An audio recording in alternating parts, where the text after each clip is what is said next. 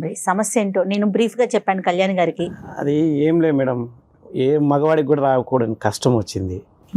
ఎవరికైనా భార్య తన సొంతం అనుకుంటారు. ఇక్కడ సమస్య రివర్స్ అయిపోయింది మేడం. నా భార్యకి ఇంకొక అకౌంట్ ఉంది అనిపిస్తుంది.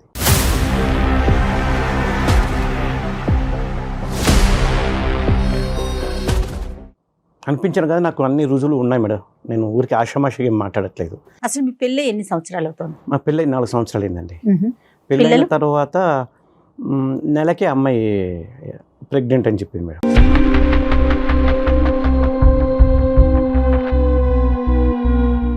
అదే పెళ్ళైన నెలకే ఎట్లా ప్రెగ్నెంట్ అవుతుందో నాకు ఇప్పటికీ అర్థం కావట్లేదు మేడం.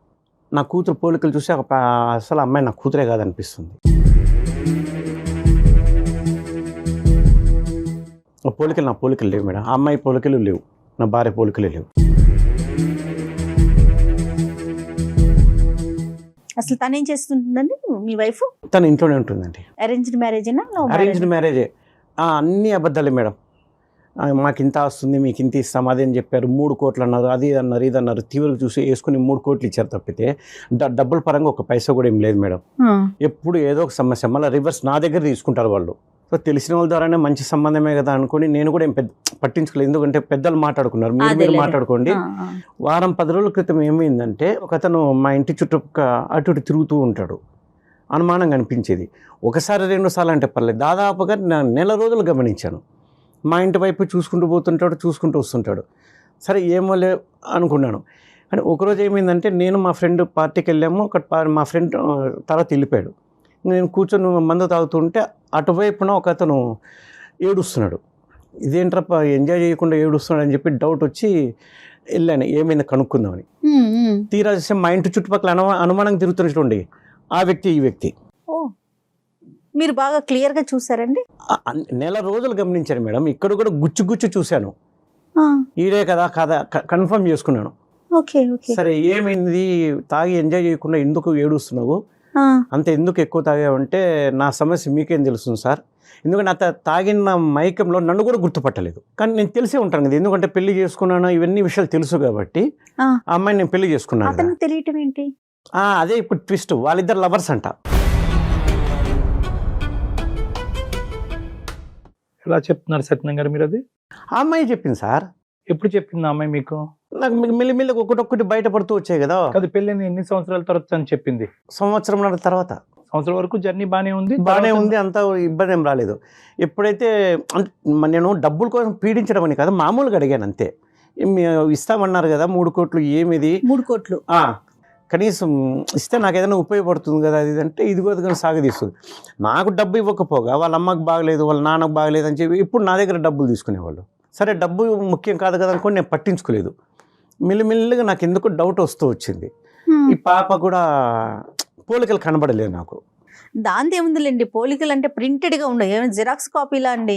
సరే అది కూడా ఒప్పుకుంటే మేడం, మేబీ రాకపోవచ్చు కూడా, ఎందుకంటే తరాల మధ్య తేడా ఉండొచ్చు కదా. సరే అది కాకపోయినా అమ్మాయి నాకన్నా 1 సంవత్సరం పెద్ద మేడం. మీకు చెప్పలేదు? అది అబద్ధమే. సర్టిఫికేట్ ఏమి తక్కువ వేయించేసి 1 సంవత్సరం తక్కువ వేయించుకున్నారు సర్టిఫికేట్లో. డబ్బుల దగ్గర అబద్ధము. మళ్ళీ పెళ్లి చేసుకొని వాళ్ళతో వీటితో తిరగడం, ఇవన్నీ అన్ని అబద్ధాలు.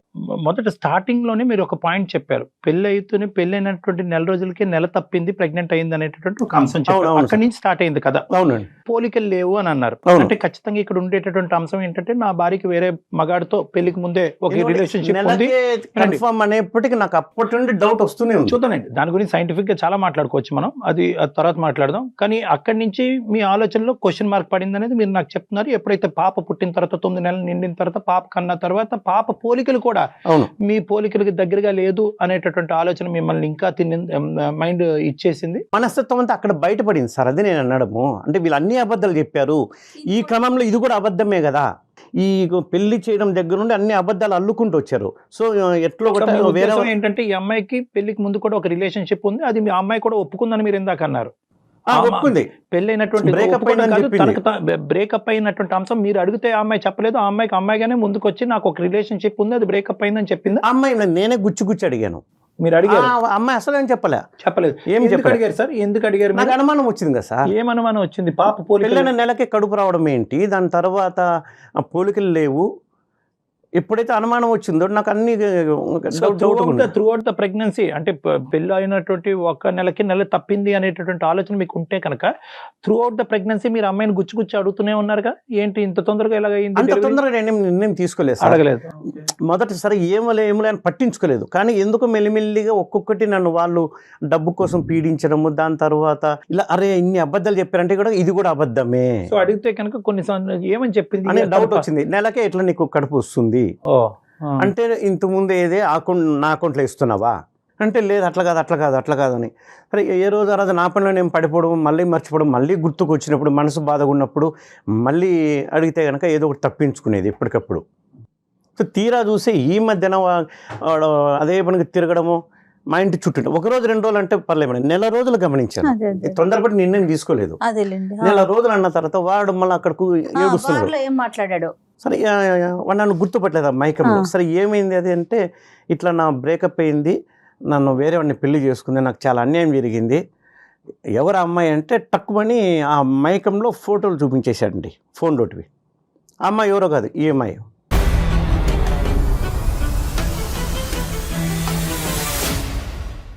మీ భార్య ఫోటోలు అతని ఫోన్లో వాడి ఫోన్లో ఉన్నాయి. అంటే ఎలా ఉన్నాయండి? వాడు ఆ అమ్మాయి ఉన్న ఫోటోలు ఉన్నాయి, కేవలం ఆ అమ్మాయి ఒకటే ఉన్నాయి? వాళ్ళు ఇంటిమేట్ ఉన్న ఫోన్ లాంటివి ఏం లేవు, జస్ట్ ఈ అమ్మాయి ఫోటో 2-3 ఫోటోలు ఉన్నాయి. ఏమో నాటకం ఆడుతున్నాడేమో, మనకేం తెలుసు. వాడు తాగటం, ఏడవటం, మీకు ఆ ఫోటో చూపెట్టడం ఇంత స్పాంటేనియస్గా ఎలా జరిగిపోతున్నాయండి? అంటే మీరు ఎవరో వచ్చి పక్కన కూర్చుని ఓదార్చేటప్పటికి అంటే ఉన్నాడు సరే, మా ఇంటి చుట్టూ తిరిగాడు కదా. ఆడి తిరగటం నిజమే, కానీ వాడు నిజమే చెప్పాడు అనేది అంటే మీరు చూసారు. ఈఎంఐ నిర్ధారించాలి కదా సార్. నేను సరే ఒక ఆరోపణ వచ్చింది, నేను చెప్పాను, తప్పు చేయనప్పుడు నిరూపించుకోమనండి. మీరు అడిగారండి ఫోటో కనిపించింది, నీ ఫోటో అతని దగ్గర ఎందుకు ఉందని? లేదు మేడం, ఇప్పుడు నా అనుకున్న మనిషి ఫోటోలు వేరే ఫోన్లో ఉండేప్పటికీ మీకు అర్థం కలగా నాకు జీవితం మీద విరక్తి పుట్టింది మేడం. ఈ అమ్మాయిని ఎంత అడిగినా కూడా ఏవో ఒక దొంగ మాటలు చెప్తుంది, అబద్ధాలు చెప్తుంది, అడిగి కూడా ఉపయోగం లేదు.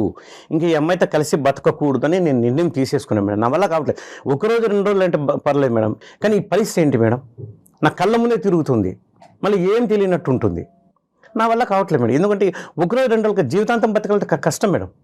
ఇదేదో ఒకసారి విడాకుల పరంగా అయిపోయింది అనుకోండి కదండి. ఈ 4 years పాటు మీ ప్రయాణం ఎలా జరిగింది? అంటే మీరు అనుక్షణం ఈ అనుమానం అనేది అవనియండి, లేదంటే ప్రశ్నలు అవనియండి, ఇది అలా కంటిన్యూస్గానే కురిపిస్తూనే ఉన్నారా, లేదంటే మధ్యలో మంచి పీరియడ్స్ కూడా ఉన్నాయా పాప పుట్టిన తర్వాత? దగ్గర మంచి సంఘటనలు అంటే ఏం లేవు సార్. అట్లా అని చెప్పేసి మరీ జుట్టు కొట్టుకునేంత ఏం లేదు, కానీ బట్ గొప్పగా అయితే ఏం లేదు. సైలెంట్ గా ఉండిపోయారు. సత్యనారాయణ గారు, చాలా ఇంపార్టెంట్ క్వశ్చన్. మీకు ఆవిడ మీద అనుమానం ఉండొచ్చు, వాళ్ళ తల్లిదండ్రులు నానా అబద్ధాలు ఆడి మీకు పెళ్లి చేసి ఉండొచ్చు, కానీ ఆ చంటి బిడ్డ ఏం తప్పు చేయలేదు. ఆ బిడ్డను మీరు యాక్సెప్ట్ చేయగలుగుతున్నారు ఒక తండ్రిగా? సార్ నా వల్ల కాదు నాకు అనిపిస్తుంది కదా. అది 3 years బట్టి ఆ పాపని యాక్సెప్ట్ చేయలేదా? ఎత్తుకుని యాక్సెప్ట్ చేయలేదంటే కనుక ముద్దాడింది ఏం లేదు సార్. అట్లా చేరదీయడం, ముద్దు పెట్టుకోవడం అట్లా ఏం చేయలేదు బిడ్డకు. బాబా, ఒక అనుబంధం లాంటిది అంటూ ఏం లేదు. వెరీ సాడ్ సార్ అది. ఇప్పుడు ఎందుకంటే ఇప్పుడు నా బిడ్డ అనుకోండి, ఆ భావన వేరే ఉంటుంది. సత్యనారాయణ గారు, ఆవిడ మీ భార్య గారి పేరేంటి? అరుణ్ అండి. అరుణ గారు. అరుణ గారితో ఎప్పుడన్నా ఫేస్ టు ఫేస్ కూర్చుని, అరుణ నాకు ఇంకా ఇది నడిచే విధంగా లేదు, నా అనుమానాలకి నువ్వు సఫర్ అవుతున్నావు, నీతి నిజాయితీ లేకుండా ఈ సంసారాన్ని నేను కంటిన్యూ చేయలేని, విడాకులు తీసుకుందాం అని అడిగారా? సున్నితంగా మాట్లాడే స్థాయి దాటి వచ్చేసానండి నేను మానసికంగా దాదాపుగా 2 సంవత్సరాలుగా నలుగుతాను, ఎప్పుడెప్పుడు విడిపోదామని. మీ పేరెంట్స్ తో కానీ వాళ్ళ పేరెంట్స్ తో కానీ ఏమైనా పంచాయతీలు జరిగినాయా? వాళ్ళు నిలదీశారా? వాళ్ళ వరకు అంటే నేను ఈఎంఐని అడిగాను, ఇస్తామన్నారు, ఇట్లా మోసం చేయడం తప్పు కదా, మాట తప్పడం ఎంత తప్పు. సరే కనీసం లేదు విషయంలో నాకు చెప్పాలి కదా. అది కాకపోతే రివర్స్ నా దగ్గర తీసుకుంటున్నారు. డబ్బు పరంగా నేనేం పెద్దగా ఇబ్బంది పడలేదు కాబట్టి వాళ్ళు మీకు ఇవ్వకపోయినా కూడా మానవతా దృక్పథంతో కష్టాల్లో ఉన్నారు, పట్టించుకోలేదు. కానీ ఎప్పుడైతే వీడు నెల రోజులుగా తిరుగుతూ, మెయిన్ అంశం ఇదైతే బాగా సూదులతో గుచ్చినట్టుగా ఉంటుంది. ఈ అంశం లేకపోతే కనుక ఇప్పుడు ఈ ప్రెగ్నెన్సీ కానీ, లేదంటే వీడు పరిచయం అవ్వకపోయి ఈ ఇష్యూ లేకపోతే కనుక, ఈ ఇష్యూ లేకపోతే ఆ 2 ఇష్యూస్కి అయితే కనుక మీరు డైవర్స్ అని అనుండేవారు కాదు కదా. ఏది డబ్బులు 3 కోట్ల విషయం కానీ, లేదంటే వయసు తప్పుగా చెప్పడం అనే అంశం గురించి విడాకులు ఇచ్చుండేవారు. అవి అంత ముఖ్యమేం కాదు సార్. కాకపోతే ఎప్పుడైతే ఇది వచ్చిందో ఆ 2 సమస్య కూడా నాకు ఎక్కువ అనిపిస్తుంది. రైట్. అది ఎందుకు అనిపిస్తుంది అంటే కనుక ఓకే, ఆ విషయాల్లో అబద్ధాలు ఆడిన వాళ్ళు ఖచ్చితంగా ఈ అమ్మాయి యొక్క రిలేషన్షిప్ ప్రైర్ టు మ్యారేజ్ వీళ్ళకి కూడా తెలుసు, అది కూడా నా దగ్గర దాచిపెట్టారనే ఆలోచన బలపడింది మీ మైండ్ లో. ఇంకా నాకు దాచిపెట్టి ఇంకెన్ని జరుగుంటాయో అదే అనేది నాకు ఇంకా, ఎందుకంటే ఒక నేను దానికి అన్ని ఒక చుక్క కూర్చొని కలుసుకుంటే డిటెక్టివ్ లాగా ఆ, చూసుకోలేను. డిటెక్టివ్ లాగా వెతుక్కుంటే ఇవన్నీ పోయింతో నాకు నా జీవితం ఉంది. సరే, ఈ రోజు మా దగ్గర రావడానికి కారణం ఏంటి? ఆవిడతో మనం ఫోన్ లో మాట్లాడొచ్చా? ఇక్కడికి వచ్చారు ఆవిడ డైరెక్ట్ గా మాట్లాడాలా ఫోన్ లోనా? అంతే లేదు సార్, తను ఇంట్లో ఉంది కాబట్టి నేను ఫోన్ చేస్తాను, మాట్లాడండి. మంచిది. బట్ అసలు ఏదో ఒకటి మీరేం కౌన్సిలింగ్ expect చేస్తున్నారు? అసలు మీరు ఏ వద్దు మేడం, ఇంకా కలిసి ఉండడం అనేది కుదరదు. ఈ వేదిక మీద ఇక్కడి వరకు వచ్చినటువంటి వాళ్ళు మీరు 2 ద్వారాలు తెరిస్తే కనుక మాకు సులువుగా ఉంటుంది. ఎందుకంటే ఒకప్పుడు ఇక్కడ ఏంటంటే మీ ఇద్దరు సంబంధించినటువంటి అంశం కాదు, ఆ బిడ్డ సంబంధించినటువంటి అంశం కూడా ఇక్కడ. ఇక్కడ ఏంటంటే ఆ పాప రేపొద్దున విడాకులు తీసుకోవడానికి ఇక్కడి వరకు రాక్కర్లేదు సార్. మీరు ఒక లాయర్ని కలవచ్చు, 2 సంతకాలు పెట్టచ్చు, విడిపోతారు. కానీ ఇక్కడ ముఖ్యమైనటువంటి అంశం ఏంటంటే నా బిడ్డను కాదు అని చెప్పి నా బిడ్డ ఎవరు, నా తండ్రి ఎవరు అనేటటువంటి ప్రశ్నతో ఆ చంటి బిడ్డని ఈరోజు నడి సముద్రంలో వదిలేస్తున్నారు. అది చాలా పెద్ద అంశం. ఈరోజు ఏ నిర్ణయం తీసుకున్నా కూడా కేవలం అరుణ గారి point of view, me point of view కాకుండా ఆ బిడ్డ పాయింట్ ఆఫ్ వ్యూలో కూడా తీసుకోవాలనేటువంటి అవసరం ఉంది. ఈరోజు మీరు ఇక్కడ కూర్చున్న దానికి ప్రధానమైనటువంటి అంశం ఏంటంటే అరుణ్తో మాట్లాడి అరుణ అతనికి విడాకులు ఇయ్యమ్మా అనే దాని గురించి కాదు. దయచేసి ఆ మాట మార్చుకోండి. మీరు దాని గురించి కాదు, నాకు క్లారిటీ కావాలి. ఎందుకంటే నా భార్య ఒక పెళ్ళైనటువంటి నెల రోజుల్లోనే నెల తప్పింది. ఇది సైంటిఫికలీ పాసిబుల్లా కాదా? నా బిడ్డ కాదా? ఒకప్పుడు నా బిడ్డని తేల్చుకోవాలంటే ఏం చేయాలి అనే ప్రశ్నలతో మా దగ్గర రండి, మేము సమాధానం చెప్తాం. మీ అనుమానం అబద్ధం అవుతే విడాకులు తీసేసుకున్నారు, 6 నెలల తర్వాత ఆ బిడ్డ నా బిడ్డే అని తేలింది అనుకోండి, it is damn sure she is not my kid. That is your thought. నేనేమంటున్నానంటే యువర్ డామ్ షూర్ సైంటిఫిక్గా మనం ప్రూవ్ చేసి ఒక జీనోమిక్ టెస్ట్ ఏదో చేసి అది కరెక్ట్ కాదని మనం ప్రూవ్ చేసాం అనుకోండి, ఆమె మీరు ఎప్పుడు మీరు విడాకులు తీసుకుని విడిపోయిన తర్వాత ఏం చేస్తారు? చంపలేసుకుని అరే నువ్వు నా కూతురే అని చెప్పి మీ కూతురుని యాక్సెప్ట్ చేస్తారా? మీ కూతురు మీ దగ్గరకు వస్తుందా? లేదంటే నువ్వెవరో అని అడుగుతుందా? నీ భార్య మిమ్మల్ని అనుమానించిన తర్వాత మళ్ళీ వెనక్కి వచ్చి మిమ్మల్ని మీ దగ్గర సార్, ఇప్పుడు నేను ఒక మాట చెప్తాను, నేను ఒక మాట చెప్పేది వినండి సార్. నేను పనిచేసే చోట నా మీద ఏదైనా నేరారోపణ వచ్చింది అనుకోండి, నేను నిరూపించుకుంటాను, నేను తప్పు చేయలేదు అంటాను, పోరాడతాను. కాదు సత్యం గారు, అది చాలా భిన్నమైనటువంటి సిచ్యువేషన్ గురించి మాట్లాడుతున్నారు. ఇదేంటంటే ఒక సంఘటన ఏదైతే కనుక గతంలో జరిగిపోయినటువంటి అంశాన్ని ఈ రోజు మీ ఎదురుగుంట నిలబడినటువంటి భార్యని ప్రూవ్ చేసుకోమంటున్నారు. ఆమె ఆల్రెడీ ప్రూవ్ చేసుకుంది, నాకు ఆల్రెడీ ఒక రిలేషన్షిప్ ఉన్నది అన్నది. అమ్మాయి ఏం దాచిపెట్టలేదు. మీరు ఏ వ్యక్తి అయితే కనుక వెళ్ళి కలిసి వచ్చారో ఆ వ్యక్తి యొక్క ఫోటో చూపెట్టారో ఆల్రెడీ మీ భార్య అది ఒప్పుకుంది. రిలేషన్షిప్ అంటే ఈ రోజుల్లో ఎంత ఎక్స్టెంట్ పోతుందో మీకు తెలియదా సార్? కేవలము ఫిజికల్ ఇంటిమసీ లేకుండానే రిలేషన్షిప్స్ ఉంటాయా? ఈ వాదన అంతా అనవసరం. నేను ఒకటే పాయింట్తో మిమ్మల్ని ఆవిడతో ఫోన్ కలపమంటున్నాను. 2 ద్వారాలు ఓపెన్ చేసి ఆవిడ ఒక క్లారిఫికేషన్ ఇచ్చేదానికి అవకాశం ఉంటే కనుక మనం మాట్లాడుకోవటం ఒక సానుకూలమైన వాతావరణంలో మాట్లాడుకోవచ్చు. లేదంటే కనుక మీరు మొదలుపెట్టిన కాడి నుంచి అరుణ నాకు ఎప్పుడు డైవర్స్ ఇస్తావు అనేది ఆ ఆబ్జెక్టివ్తో మాట్లాడద్దని అంటున్నాను. అసలు సంఘటనలు ఏం జరిగినాయి, ఏ అంశాల వల్ల తను ఇప్పుడు వచ్చి విడమర్చి మీకు చెప్పలేకపోయింది, మీ అనుమానాలు నివృత్తి చేయడానికి ఆవిడ ఒక ప్రయత్నం చేయడానికి మీకోసం కావాలంటే నేను ఫోన్ చేస్తాను, మాట్లాడండి సార్. బట్ నాకైతే నమ్మకం లేదు. అది వేరే విషయం. చాలా మంది ఇదే ఆలోచనతో నా క్లినిక్ రూమ్ లోకి వస్తారండి. ఏమంటారంటే నాకేం నమ్మకం లేదు డాక్టర్ గారు, నేను విడిపోతాను, నా గురించి ఎందుకయ్యా, లాయర్ దగ్గర పోండి అని చెప్తాను కానీ నేను కొన్ని అంశాలు విడమర్చి చెప్పేటప్పటికి వాళ్ళ ఆలోచన శైలి మారుతుంది, మీ ఆలోచన శైలి కూడా అలా మారుతుంది అన్న నమ్మకంతో ఈ కాల్ ప్రారంభిద్దాం. మనం కలపండి సార్. ప్రతిరోజు నరకంగా ఉంది సార్, ఒకరోజు 2 రోజులు అయితే పర్లే. అదే నరకాన్ని క్లియర్ చేసుకోవటం విడాకులు ఒకటే దారి కాదండి. విడాకులు తీసుకున్న తర్వాత డబల్ నరకం అయితే ఏం చేస్తారు? హలో అరుణ, చెప్పండి. ఎక్కడున్నావు? ఎక్కడున్నావు? నేను ఇంట్లోనే ఉన్నానండి. సరే, ఏం చేస్తున్నారు? భోజనం చేశారా? లే సరే, తర్వాత కానీ నేను వేరే డాక్టర్ గారి దగ్గరికి వచ్చాను. ఓకే, ఏమైందండి ఇప్పుడు మీకు? నేను చెప్తాను, ఇదిగో ఆయన మాట్లాడతారంట, స్పీకర్ ఆన్లోనే ఉంది, నీకు ఉండలేకపోతున్నాను చెప్తూనే ఉన్నా కదా, ఇది నీకు ఇబ్బందిగా ఉంది, నాకు ఇబ్బందిగా ఉంది. ఏం మాట్లాడుతున్నారండి? చెప్పేది విను, అందమైన జీవితం అనే కార్యక్రమానికి వచ్చాను. నేనేమన్నా నిన్ను డబ్బుల కోసం పీడించానా?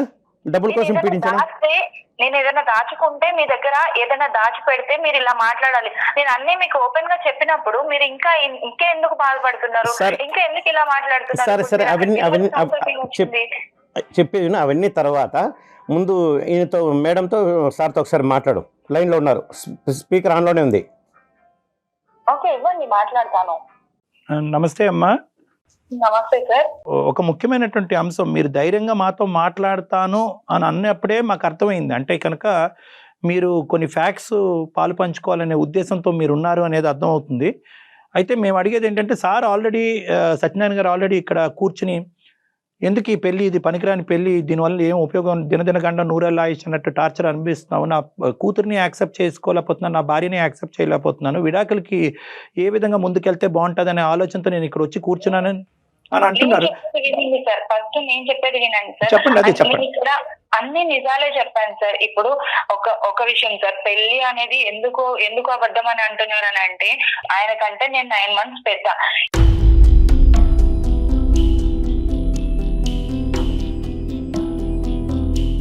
నాకేమైంది అంటే కుజదోషం వల్ల పెళ్లి అవ్వట్లేదు. ఆల్రెడీ 7 matches వచ్చి అవి క్యాన్సిల్ అయిపోయాయి. కాబట్టి ఈ సర్టిఫికేట్ త్రూ నాకున్న 9 months అనేది తక్కువ చేసి చెప్పారు సార్.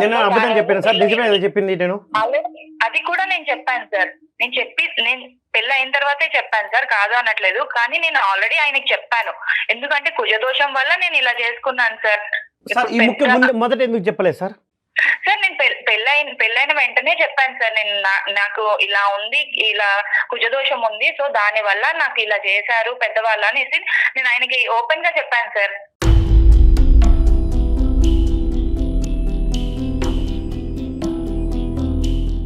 ఓకేనమ్మా, దాని వరకు అర్థమైంది మాకు. ఓకే, కుజదోషం ఉందా లేదా అనేది ఎవరి నమ్మకం వాళ్ళది. కానీ ఇక్కడ ఏంటంటే దీంతో పాటు చాలా అంశాలు సత్యనారాయణ గారి మైండ్లో ఉన్నాయి కాబట్టి ఈరోజు ప్రతిదీ అబద్ధమే, ఈ పెళ్ళే అబద్ధము, ఈ ప్రేమే అబద్ధం అనే నిర్ణయానికి వచ్చారు. వాస్తవానికి అది చాలా చిన్న ఇష్యూ. ఇంకేంటమ్మా ఈ 3 కోట్ల అంశం ఒకసారి చెప్పండి. 3 కోట్లు ఇస్తాను అనే వాగ్దానం ఏదో చేశారంట. చెప్తున్నాను సార్, 3 కోట్లు అంటే అక్కడ మా పేరెంట్స్ కి నేను ఒక్కదాన్నే సార్. నేను ఒక్కదాన్నే కాబట్టి ఆస్తి అంతా నా కూతురికే ఇస్తాను అని చెప్పారు. కరెక్టే, కాదని నేను అనట్లేదు సార్. ఇప్పుడు ఏమైంది అని అంటే మా ఫాదర్ కి హెల్త్ ఇష్యూ వచ్చేసి దాని వల్ల బైపాస్ సర్జరీ చేయించడంతో అంటే 2 ప్రాపర్టీస్ గా ఉంది సార్. దాని వల్ల ఒక ప్రాపర్టీ అమ్మ అయితే వాళ్ళు హెల్త్ ఇష్యూస్ కోసం క్లియర్ చేసుకున్నారు సార్. అదేలేండి. ఇంకొక ప్రాపర్టీ ఉంది సార్, ఉంది. ఓకే, మరి ఆ విషయం మీ హస్బెండ్ కి తెలుసండి? తదనంతరం మాకు ఇస్తారు కదా సార్. కానీ ముఖ్యమైనటువంటి అంశం ఏంటంటేనమ్మా, ఈ 9 రోజులు నిండక ముందే నెల తప్పటం, పెళ్లి అయినటువంటి 9 రోజులు నిండక ముందే నెల తప్పటం, అది కూడా నేను చెప్తాను సార్. దానికి కూడా ఏంటి అని అంటే ఆల్రెడీ నాకైతే ఆ పాప పుట్టడం అనేది ఈయన వల్లే పుట్టింది సార్. ఎందుకు అని అంటే మేము ఆల్రెడీ పెళ్లికి ముందు కలిసాం సార్.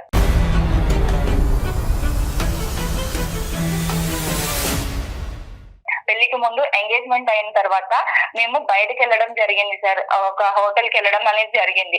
ఆ హోటల్లో మేమిద్దరం కలిసాం. కలిసినప్పుడు అప్పుడు నేనేమనుకున్నాను అని అంటే నాకు ప్రెగ్నెన్సీ వస్తుంది అని అనుకోలేదు సార్.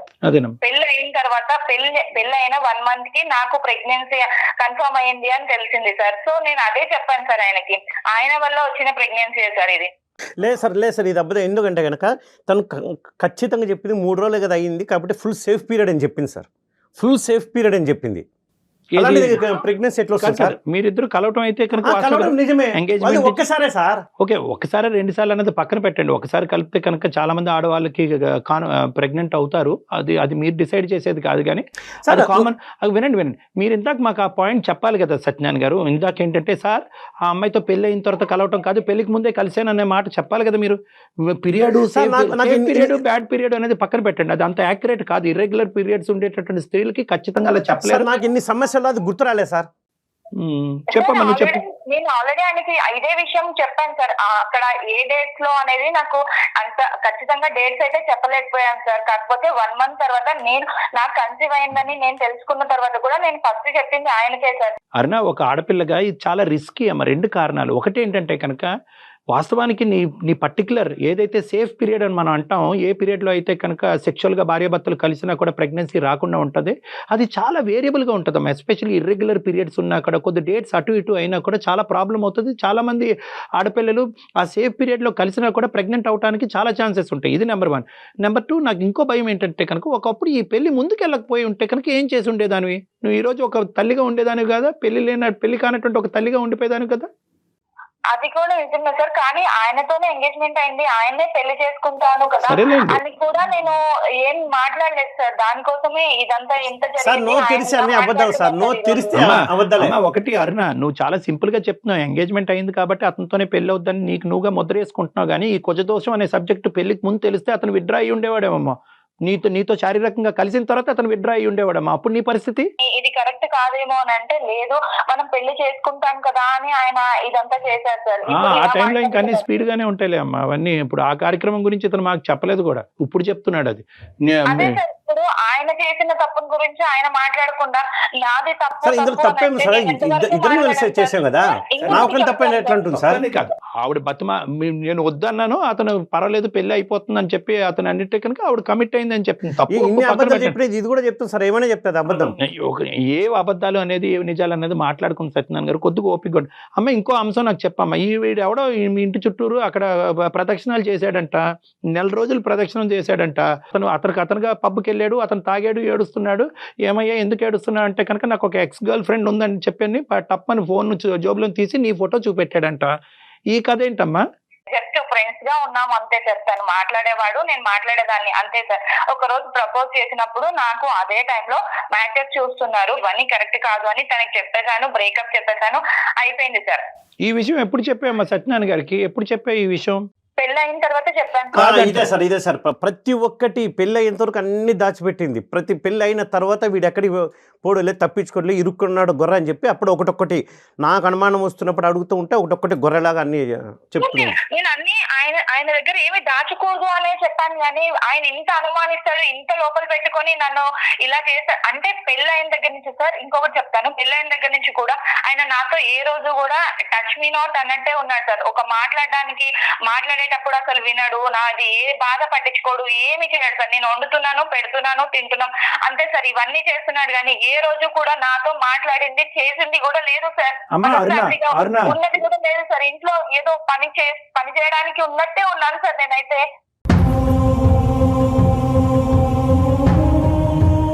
పెళ్ళైనటువంటి 1 నెల రోజుల లోపు ఎప్పుడైతే కనుక నువ్వు నెల తప్పే అనేటటువంటి వార్త అతనికి మొదటగా వినిపించావో ఆ రోజు నుంచే అతని మనసు మారిపోయింది. ఇది రాంగ్ మ్యారేజ్, రాంగ్ ట్రాక్ లోకి వెళ్ళిపోయింది నా జీవితం అనేది అతను ఫిక్స్ అయిపోయాడు. కాబట్టి నువ్వు ఇప్పుడు డిస్క్రైబ్ చేసిన ప్రవర్తన అంతా కూడా దాని పరిణామమే.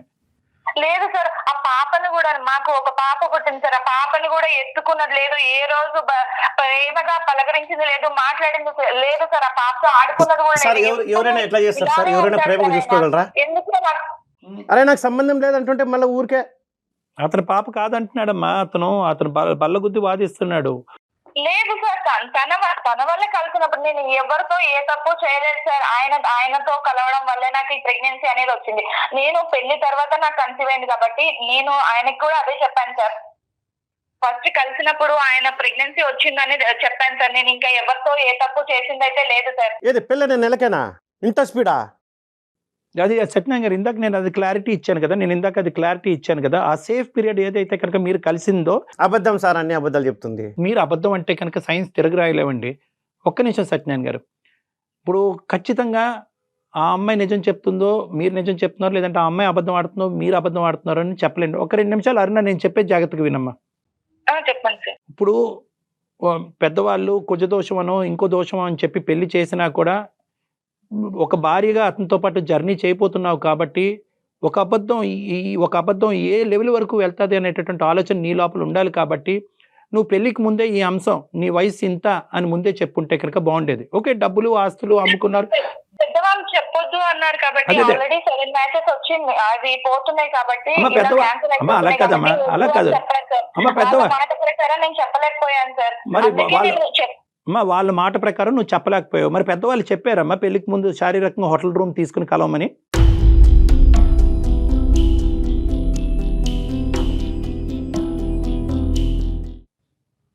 అది మాత్రం ఆయన, ఇది మాత్రం పెద్దలు. సరే, డిస్కషన్ కరెక్ట్ కాదులేండి. అమ్మ అనుమానం పెనుపోతాం అని ఎందుకు అంటారంటే కనుక ఒక్కసారి ఆ బీజం పడిన తర్వాత మన కళ్ళు ఆటోమేటిక్గా మిగతా అంశాల గురించి వెతకలాట మొదలు పడుతూ ఉండే. అలా వెతికేటటువంటి క్రమంలో గుచ్చి ఒకడు ఎవడైతే ఉన్నాడో వాడు ఇంటి చుట్టూ తిరిగాడు, వాడు దొరకపోతే ఈరోజు ఈ సమస్య ఉండదు. వాడు దొరకటం, వాడు ప్రత్యేకంగా నీ ఫోటోయే వాడు ఫోన్లో చూపెట్టడం, ఏదో తూతూ మాత్రంగా ఎక్కడి నుంచో పోతుంటే నీకు ఫోటో తీసుంటాడు, ఆ ఫోటో ఇతనికి చూపెట్టాడు, ఇదేంటి వాడి ఫోన్లో నా భార్య ఫోటో అని చెప్పి ఆల్రెడీ ఇతనికి అనుమానం అనేది ఉంది కాబట్టి అది ఇంకా డీప్గా ఒక వేరులతో నాటుకుపోయింది ఆ అంశం.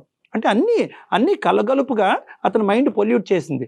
సమాధానాలు నువ్వు చెప్తున్నావు కరెక్టే, ఏమంటే అది కాదండి ఇది కాదండి అని చెప్తున్నాడు, కానీ అతను నీ నోటి ద్వారా సమాధానాలు వినాలి అని అనుకోవట్లేదు. ఎందుకంటే తప్పు చేసిన దాన్ని నువ్వు కాబట్టి, నువ్వు అని అతను అనుకుంటున్నాడు కాబట్టి నీ నోటి ద్వారా సమాధానాలు అతను చల్లబరచట్లేదు. ఫైనల్గా మా దగ్గరకు వచ్చి ఏంటంటే ఇవేమీ కాదండి, నేను ఏమీ వినాలని అనుకోవట్లేదు, నా భార్య దగ్గర నుంచి నాకు విడాకులు ఇప్పించండి అనే అంశంతో ఇతను వచ్చి ఇక్కడ సాయం చేయండి సార్. ఇదంతా కాదు సార్, ఇప్పుడు నేను ఎవరితోనో తప్పు చేయలేదని నేనైతే ప్రూవ్ చేసుకోలేను కదా సార్. ఇప్పుడు తప్పు చేయలేదు అని నేను చెప్తున్నాను కదా సార్. నేను చెప్పినప్పుడు ఆయనతో నేను పెళ్లి చేసుకుంటాను అని ఫిక్స్ అయిన తర్వాత కదా సార్ నేను ఇదంతా చేసింది. నేను ఇప్పుడు ఆయన కాదు అని అంటే నేను ప్రూవ్ చేసుకోవడానికి ఎలా ప్రూవ్ చేసుకోలేను కదా సార్. అమ్మ నీ మాటలో నువ్వు మాట్లాడే తీరు, నీ యొక్క పద్ధతి వ్యవహారం అనేది ఎంతో కొంత విశ్లేషించే కెపాసిటీ నాకుంది. నేనైతే మాత్రం ఖచ్చితంగా నువ్వు నిజాయితీ పర్రాలే అన్నట్టుగా నేను మాట్లాడగలను. కానీ ఇక్కడ నమ్మకం రావాల్సింది నాకు కాదు, నీ భర్తకి. సో ఇక్కడ ముఖ్యమైనటువంటి అంశం ఏంటంటే మీ ఇద్దరు, ఇప్పుడు ప్రధానమైనటువంటి అంశం ఏంటంటే పెళ్లికి ముందే నువ్వు వేరే వ్యక్తితో కలిసేవా, ఇతనితోనే కలిసేవా, ఈ బిడ్డ అతని బిడ్డ, నీ బిడ్డ, వేరే వాళ్ళ బిడ్డ అనేది తేలితే కనుక సరిపోతుంది. కాబట్టి నా ఉద్దేశం ఏంటంటే మీరిద్దరూ ఏకీభవిస్తే కనుక, మీ ఇద్దరు నా దగ్గరికి వస్తే కనుక నేను సర్టిఫై చేస్తాను ఫర్ జీన్ టెస్టింగ్. మీ ఇద్దరికి ఓకే అంటే కనుక, అంటే దానికి ఒక డాక్టర్ యొక్క సర్టిఫికేట్ కూడా కావాలి. మీకు మీరుగా వెళ్ళి ఒక నిమిషం సత్యం గారు, ఇది ఒక సజెషన్, కొద్ది పూర్తిగా వినండి. ఎందుకంటే ఇందాక నేను చెప్పాను, ఇది కేవలం ఒక భార్యాభర్తల అంశం కాదు, ఏ పాపం పుణ్యం ఎరగనటువంటి ఒక బిడ్డ జీవితం కూడా. నేను ఇందాక ఒక హైపోథెటికల్ స్టేట్మెంట్ చెప్పాను. ఈమె ఎంత కాలాంతరంలో మీకు తెలియదు కాబట్టి మీరు ఇలా పుస్తకం ముందుకు వస్తున్నారు, కానీ మిమ్మల్ని కూడా మాయ చేస్తుంది సార్. ఏదో ఒకటి చేస్తే దొంగ రిపోర్ట్ మేడం, అంత టాలెంట్ ఉంది. పెట్టుకొని నన్ను ఇన్ని రోజుల నుంచి నేను భరిస్తూ వచ్చాను సార్. అన్నిటికీ మాట్లాడుతున్నట్టు చూడండి సార్. ఇప్పుడు నలుగురిలోను తీసుకొచ్చి నన్ను ఇలా చేస్తున్నట్టు చూడండి సార్. ఎడ్యుకేటెడ్ పర్సన్ సత్యనారాయణ గారు, మీరు అంత అమాయకుల్లాగా మాట్లాడకండి దయచేసి. మీ అనుమానం మీకు అనుమానం ఉండొచ్చు, కానీ సైన్స్ని, రిపోర్ట్లని, డాక్టర్లని అందరినీ మూకుమ్మడిగా అనుమానం పెట్టి అందరినీ అవమానించేటటువంటి విధంగా మీరు మాట్లాడకండి. కాదు కళ్యాణ్ గారు, ఇప్పుడు తను మాట్లాడే వర్షన్ వింటూ ఉన్నాం, ఆయన చెప్పేది విన్నాం. ఇప్పుడు ఏంటండి సొల్యూషన్, ఏం చెప్తారు మీరు? అప్పుడు మిగతా అవన్నీ కూడా జత కలిసినటువంటి అంశాలే కానీ ప్రధానమైనటువంటి అంశాలు కాదు. ప్రధానంగా కావాల్సింది ఏంటంటే కనుక అతని మైండ్లో ఉన్నటువంటి అనుమానం మనం నివృత్తి చేయాలి అంటే అరుణ నిజాయితీ పర్రాలా కాదా, పెళ్లికి ముందు వేరే వాళ్ళతో తిరిగిందా, కలిసిందా అనేటటువంటి అంశాన్ని ఒకటి క్లియర్ చేసుకుంటే అదృష్టం ఏంటంటే కనుక ఈ రోజు ఆ బిడ్డ లేకపోతే కనుక ఆ బిడ్డ ఉంది కాబట్టి టెస్ట్ చేద్దాం అనేటటువంటి అవకాశం ఉంది. ఆ బిడ్డే లేదనుకోండి ఇంతే, మీది విడాకలే. సార్ ఇప్పుడు కరెక్ట్ పాయింట్కి వచ్చారు సార్. ఇప్పుడు వాళ్ళు జాగ్రత్తలు తీసుకుని ఉంటారేమో.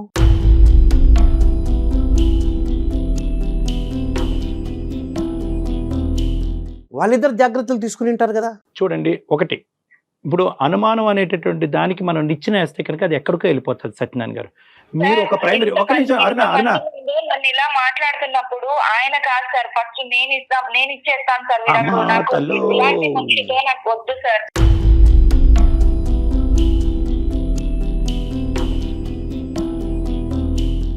ఒకటి, నేను ఇద్దరితో ఒకే అంశం మాట్లాడతాను. సత్యనారాయణ గారు, ఫస్ట్ మీతో మాట్లాడతాను. జెనెటిక్ టెస్టింగ్ చేయడం ద్వారా బిడ్డ ఎవరి బిడ్డ అనేది తేలటం చాలా సులువైనటువంటి మార్గం. అది చేయించుకుని ఆ బిడ్డ మీ బిడ్డ అంటే కనుక ఇంకొక ప్రశ్న, ఇంకొక ఆలోచన, ఇంకో అనుమానం, ఇంకో భయం లేకుండా అక్కడితో పాత గత స్మృతులన్నీ తీసేసి, గత జ్ఞాపకాలన్నీ తీసేసి ట్రాన్స్పరెంట్గా నమ్మకంగా మీ భార్యతో కంటిన్యూ చేయడానికి అవకాశం ఉందా లేదా? సార్, నేను డబ్బు గురించి హింస పెట్టలేదు, తీసేసేయండి. సరే, బిడ్డ గురించి మీరు అంటున్నారు, DNA టెస్ట్ అది అవుతుంది అంటున్నారు, కానీ అంతకుముందు ఇన్ని అబద్ధాలు చెప్పేది ఫిజికల్ రిలేషన్షిప్లో ఉండొచ్చు అంటున్నా నేను. సార్ అంటే ఇప్పుడు ఈ DNA టెస్ట్లు, ఈ టెస్ట్లు చేపిస్తేనే నేను అంటే ఏ తప్పు చేయలేదని ఆయన నమ్ముతాడా సార్? అదే అమ్మా, అక్కడితో ఆగిపోతే హ్యాపీ అమ్మా. అక్కడితో ఆగిపోతే కనుక ఇంకా మళ్ళీ ఆ ఆలోచన లేకుండా, ఆ అంశం యొక్క ప్రస్తావన లేకుండా మీరు ముందుకు వెళ్ళిపోతే కనుక నీకు కష్టమైనా, కొద్దిగా ఇబ్బందికరంగా అయినా, ఒక ఆడది ఈ విధంగా ప్రూవ్ చేసుకోవాలా, చాలా అసహ్యంగా ఉంది అని నీకు అనిపించినా కూడా ఈ కుటుంబాన్ని కాపాడటం గురించి ఆ టెస్ట్కి వెళ్ళి ప్రూవ్ చేసుకుంటే అక్కడితో అయిపోతే పర్వాలేదు. కానీ అతను అక్కడితో ఆగట్లే. అంతకుముందు కూడా రిలేషన్షిప్ ఏంటి, ఫిజికల్ రిలేషన్షిప్ లో వీళ్ళు జాగ్రత్తలు తీసుకుని ఉంటారు. సో దానికి మేమేం చేయాలి సార్? ఫిజికల్ రిలేషన్షిప్ ఉంది సార్, అంతకుముందు కూడా ఉందో లేదో నాకు తెలియాలి. ఇలా మాట్లాడే మనిషితో మీరు కలిపినా గానీ, నేను అసలు ఈ టెస్ట్లన్నీ చేయించి మీరు ప్రూవ్ చేసినా గానీ నేను ఎలా ఉండాలి సార్? అమ్మా అరుణ, అమ్మా సార్ చెప్పండి సార్.